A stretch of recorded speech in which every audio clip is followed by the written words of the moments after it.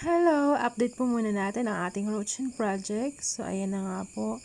Ang kanyang bakod ay naiayos na. So, maayos na yan. Mukha na talaga siyang bakod at nagawa na rin ang gate.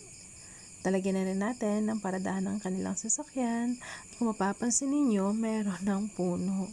Malaki na kaagad ang puno.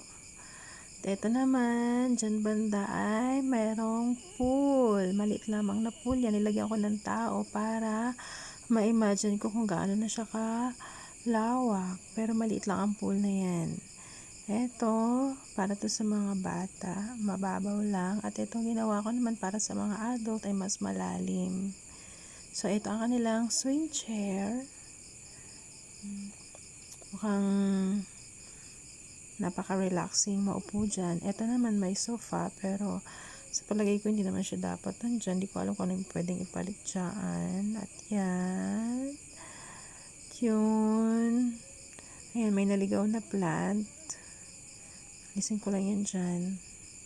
At ipreso ng maayos. Ito naman, ang ating washing machine. Napwesto ko na rin siya. Hindi ko lang sure kung na-recolor ko ba yan. Ayan, maliligo na dyan. Pwede na maligo. Ayan, ang kanilang kotse.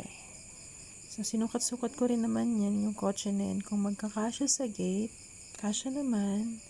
Pero, kung may maisip pa akong ibang design ng gate, adjust lang natin ulit.